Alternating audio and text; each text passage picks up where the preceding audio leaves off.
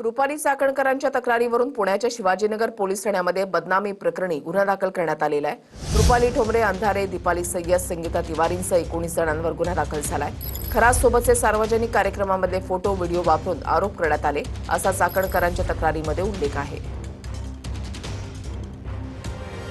बोंदू अशोक खरात प्रकरणामुळे राज्य महिला आयोगाचं अध्यक्षपद गमावलेल्या रुपाली चाकणकरांची बदनामी केल्याप्रकरणी 19 जणांवर गुन्हा दाखल करण्यात आलाय। रुपाली चाकणकरांच्या तक्रारीवरून पुण्याच्या शिवाजीनगर पोलीस ठाण्यात हा गुन्हा दाखल करण्यात आलाय।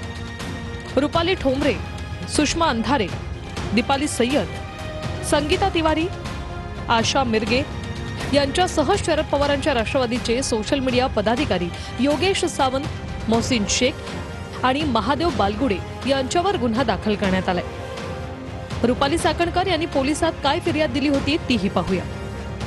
बोंदू अशोक खरात याच्याशी रुपाली चाकणकरांची 9 वर्षापूर्वी एका सामाजिक कार्यक्रमात ओळख झाली होती। मंदिराच्या धार्मिक कार्यक्रमानिमित्त त्या नाशिक जवळच्या ईशान्येश्वर महादेव मंदिरात जात होत्या। 18 मार्च 2026 रोजी अशोक खरातला बलात्काराच्या गुन्ह्यात अटक झाल्याचं चाकणकरांना टीव्ही आणि प्रसार माध्यमांमधून समजलं। अशोक खरातसोबतचे सार्वजनिक कार्यक्रमातील फोटो व्हिडिओ वापरून आपल्यावर असंबंध आरोप करण्यात आले।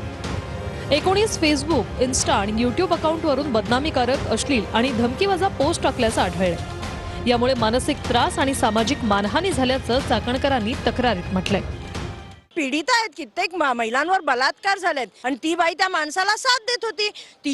तिने गुन्हा केला, तिच्यावर गुन्हा दाखल करायच्या ऐवजी आमच्यावर गुन्हे दाखल करतात। म्हणजे मला तर खरंच आश्चर्यच वाटतं की काय डोकं असेल। यदा कदाचित कोणी मोठ्या माणसांनी वरनं फोन केला असेल पोलिसांना की गुन्हा दाखल करा। घाबरत नाही तुमच्या या असल्या नोटंकीला।